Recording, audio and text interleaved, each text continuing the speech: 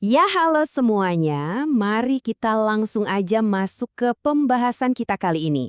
Kita bakal ngupas tuntas sebuah materi yang jujur aja sangat memukau. Bayangin, ada sebuah kekuatan besar yang benar-benar tersembunyi di dalam diri kita, yang secara harfiah membentuk seluruh hidup kita, dari bangun sampai tidur lagi. Kita bakal ngebongkar sebuah rahasia yang udah ngubah hidup jutaan orang di luar sana.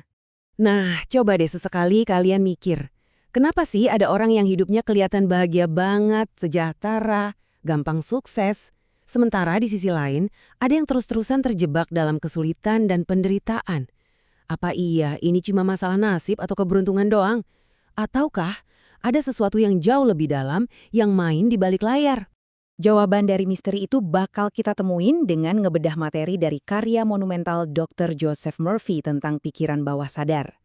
Ini bukan sekedar teori kosong ya, tapi sebuah panduan transformatif yang bakal ngebuka mata kita. Kalian bakal lihat gimana pikiran kita sendiri itu sebenarnya merancang realitas di sekitar kita. Keren banget kan?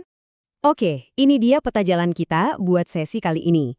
Kita bakal bahas misteri dua sisi pikiran, analogi kapten dan taman, lalu prinsip bahwa bawah sadar tidak membantah, teknik memprogram pikiran Anda, dan kita tutup dengan keajaiban dalam kehidupan nyata. Langsung aja masuk ke bagian pertama, misteri dua sisi pikiran. Mari kita ungkap sifat ganda dari cara kita mikir dan beroperasi tiap harinya.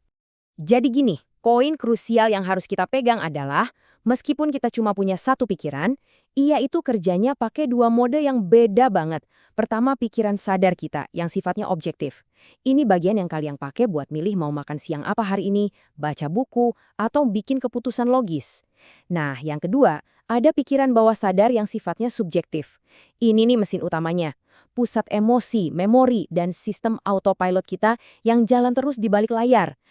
Biar gampang ngebayanginnya, lebih dari 90% kehidupan mental kita itu digerakkan sama pikiran bawah sadar.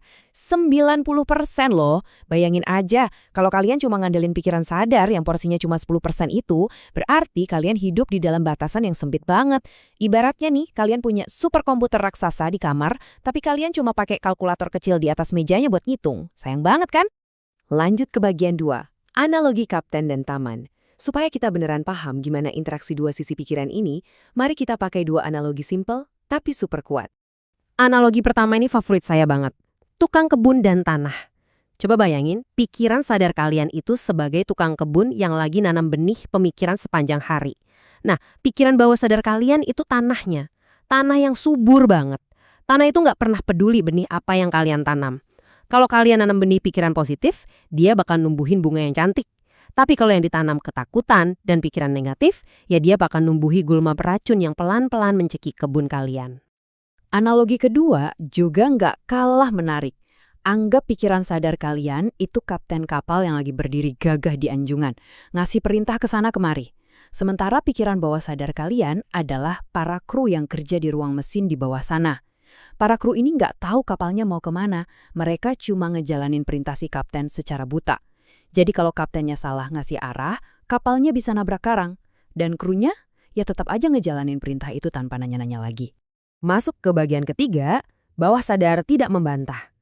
Nah, ini ngebawa kita ke aturan paling vital dalam psikologi manusia yang nentuin gimana kapten dan kru pikiran kita ini berinteraksi.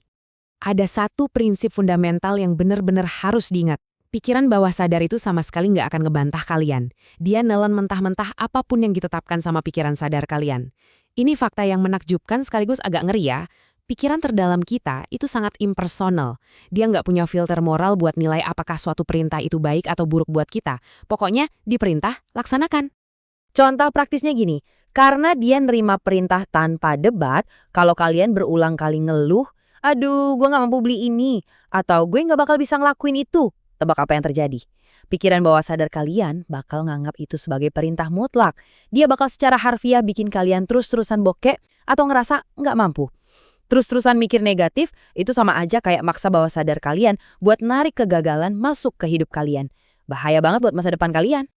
Oke, sekarang bagian keempat, teknik memprogram pikiran Anda. Karena kita udah tahu aturan mainnya, yuk kita bongkar beberapa teknik praktis buat ngambil alih lagi kemudi pikiran kita. Kita mulai pakai teknik yang namanya film mental. Di sini, kalian benar-benar jadi sutradara buat pikiran kalian sendiri. Langkah pertama, kalian harus rileks sampai ngerasa tenang banget, agak-agak ngantuk gitu. Kedua, visualisasikan hasil akhir yang benar-benar kalian pengen. Nah, ketiga, dan ini yang jadi kunci utamanya, rasain. Rasain kebahagiaannya seolah-olah itu beneran lagi kejadian detik ini juga. Kalian cuma perlu fokus 100% ke emosi dari keinginan yang udah terwujud itu. Buat ngasih tahu kalian seberapa ampuh teknik ini, Dr. Murphy sendiri pernah praktikin langsung loh. Waktu beliau nginep di sebuah hotel di Spokane, beliau ngebayangin dengan sangat jelas lagi pidato di depan audiens yang gede banget. Beliau bener-bener ngerasain euforianya, seakan-akan itu nyata. Dan tahu nggak apa hasilnya? Visualisasi ini cepat banget narik peluang besar di daerah Midwest yang akhirnya ngasih beliau tempat pidato permanen yang nyata. Gila kan? Oke, kita bahas metode jitu lainnya. Teknik lagu pengantar tidur. Teknik ini manfaatin celah biologis di mana pikiran bawah sadar kita itu lagi kebuka lebar-lebarnya sesaat sebelum kita tidur nyenyak. Jadi, pas kalian lagi rebahan santai di kasur, bikin satu frasa pendek yang positif banget. Misalnya, kekayaan mengalir kepadaku. Terus, ulang-ulang frasa itu pelan-pelan kayak nyanyiin lagu Nina Bobo sampai kalian ketiduran. Cara ini nembus langsung ke bawah sadar, tanpa dihalangin sama pikiran analitis atau logika kalian. Kita masuk ke bagian kelima, keajaiban dalam kehidupan nyata. Yuk kita lihat gimana konsep-konsep ini beneran jadi keajaiban di dunia nyata yang didokumentasikan di buku ini. Ada banyak banget kisah orang biasa yang sukses ngejalanin teknik-teknik ini. Ada yang tadinya punya demam panggung parah banget, tapi berhasil diatasi pakai film mental dan afirmasi, sampai akhirnya audisinya berjalan dengan sempurna. Ada juga yang tadinya miskin ekstrim, terus mempraktekkan teknik tidur sambil ngulangin kata kekayaan, tiba-tiba dapat banyak peluang finansial. Bahkan, fobia mendalam kayak takut air pun bisa ditaklukkan cuma dengan rutin ngebayangin diri sendiri lagi asyik berenang. Bener-bener sebuah game changer. Dan asal kalian tahu aja ya, kekuatan ini tuh bukan cuma ngaruh ke mental doang, tapi dampaknya luar biasa ke fisik kita. Dr. Murphy sendiri berhasil sembuh dari kanker sarkoma ganas murni pakai penyembuhan bawah sadar. Terus ada cerita tentang pria lumpuh yang bisa jalan lagi gara-gara dia terus-terusan ngebayangin dirinya bangkit buat ngangkat telepon yang bunyi. Ada juga wanita yang menangin kasus hukum super berat cuma dengan meyakinkan pikiran bawah sadarnya kalau masalah itu udah selesai dengan baik. Luar biasa banget kan? Nah, ada satu angka yang pengen saya kalian ingat terus-terusan. 24. Karena faktanya gini, pikiran bawah sadar kalian itu kerja keras 24 jam sehari, 7 hari seminggu, tanpa pernah tertidur. Dia yang terus memompa jantung kalian, ngebangun sel-sel tubuh kalian, dan di waktu yang sama, dia juga ngebentuk realitas luar kalian berdasarkan pikiran-pikiran yang jadi kebiasaan kalian sehari-hari. Saat kita nutup sesi explainer hari ini, saya pengen ninggalin kalian sama satu pertanyaan yang bikin mikir. Kalau kalian udah tahu pikiran bawah sadar kalian itu bakal nerima benih apapun yang kalian tanam, tanpa pernah ngebantah, entah itu ketakutan, penyakit, kesuksesan, atau kekayaan, benih apa yang bakal kalian pilih buat ditanam di taman pikiran kalian malam ini? Ingat ya, kalianlah sang kapten. Gunakan kekuatan luar biasa ini dengan bijak.